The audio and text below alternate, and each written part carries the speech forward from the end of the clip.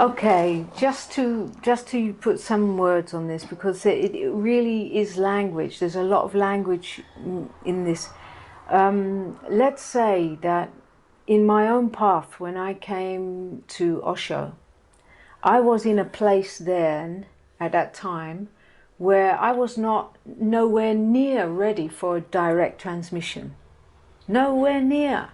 I could not receive a direct transmission and to realize myself as that. So therefore I needed the face of, I could only recognize that Osho is standing in a place different from everybody else, and what he's speaking, I'm knowing that's the truth, that's the truth. So therefore at that stage in my walking, I bow down to what I'm hearing coming through him, because there's a recognition, a ringing bell. Yes, yes, yes. Oh, I'll do everything for this. Yeah, exactly. Like bowing to the beloved.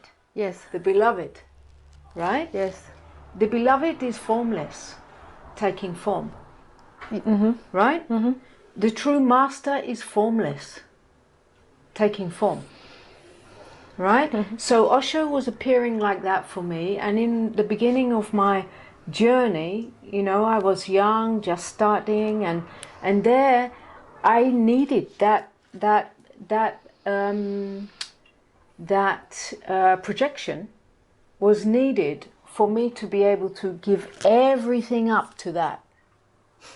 So the ego hand everything over for a love that cannot be compared, and it's to the formless. So it's the little self to its own maker, right? So the little individual self recognizing its maker and bowing down to that. Even Ramana was bowing down to the mountain and singing holy songs to the mountain daily. Oh, poetic, such devotion comes out of that. You know, there cannot be. Can you feel right now the devotion? All can you feel it? I feel it all over, because that devotion is the recognition of the apparent individual self recognizing its maker and bowing down its little head and giving everything for God, right? Yeah. Right. So Osho was standing as that face of God speaking a truth that was recognized here. And while it was being recognized, here was going, opening and opening and opening and opening to God, right? So for me, that was, at that time in the life, was a very necessary step. With that surrender and with that recognition, I went into a 3-year prison sentence, right? But I had the knowing that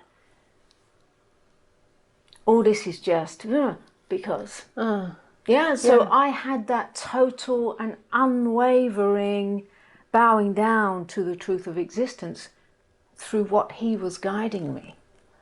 Yeah? Yes. So during my time in sitting in a prison cell for 3 years, the only thing I had was Osho books and a photo of him. The transmission of what God is, and I'm using words, was coming through that. And I was in a very deep place, open to receive that direct on a daily basis. Yeah? Where that was getting recognized here. Yeah? So the transmission was awakening that here. The transmission by daily life. What? No, I was sitting in a prison cell. I was in silence 3 years. I didn't have a conversation.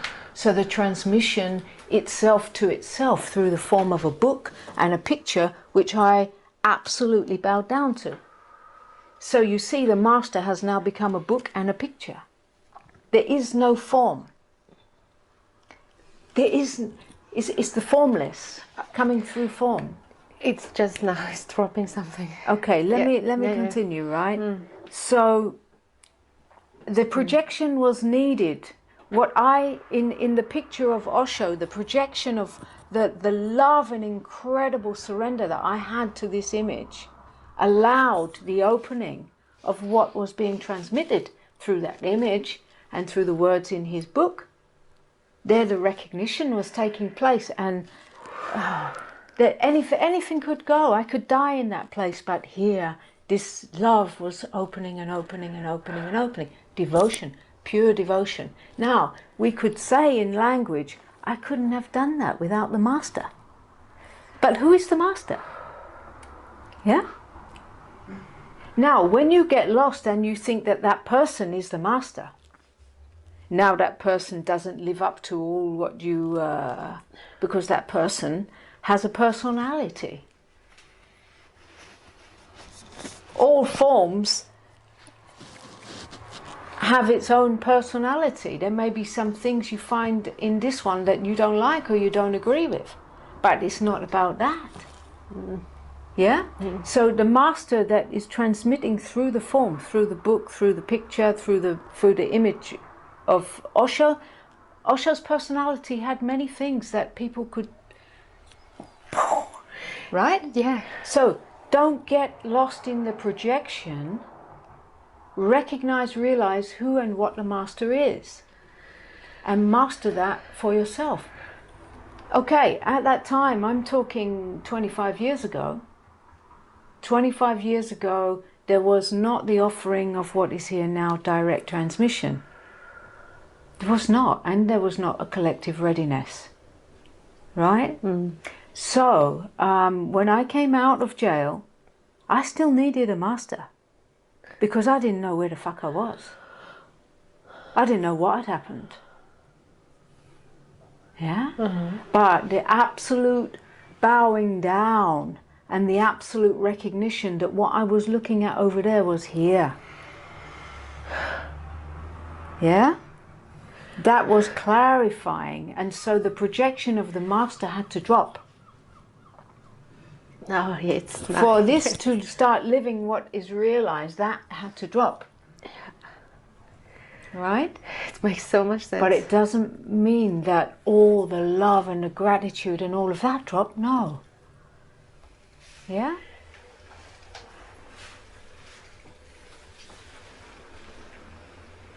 Yeah, there are many stages in this. I would say that when I realized, truly realized, with no way to turn back, what I am and what was the real,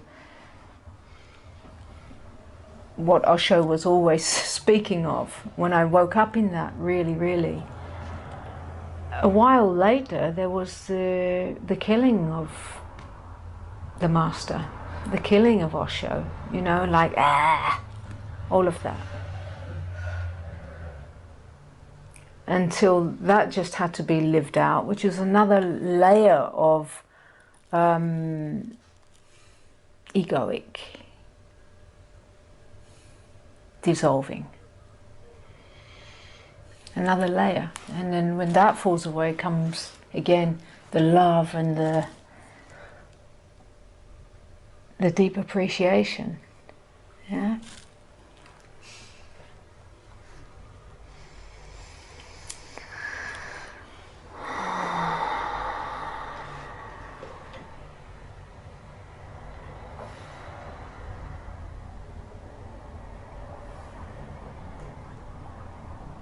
Can we take one moment, this moment, to just give a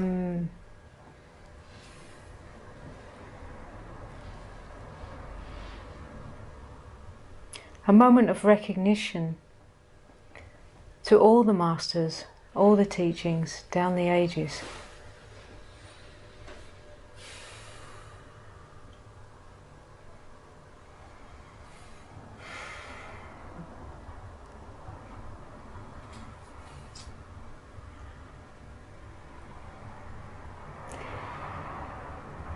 This is the grace of why we sit here.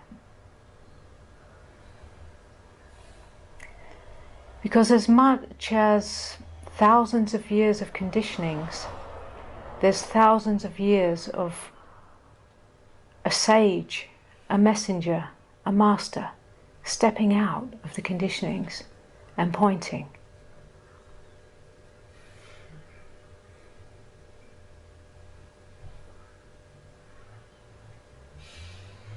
And now we've arrived in a moment in our evolution that that's not one master, one sage on the top of a mountain. As part of evolution, it's time in the marketplace, the awakening of the ordinary being. The time is here, the time is now. And if you're tuned into this meeting in this moment, let that be what your whole life is about.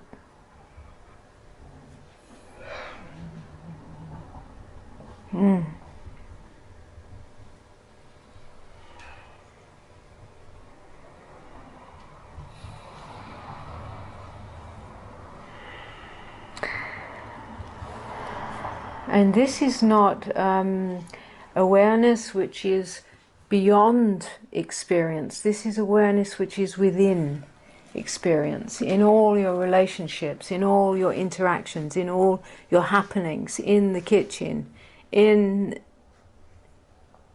the laundry basket. You know? This is where it's at now. It's through every moment of the life.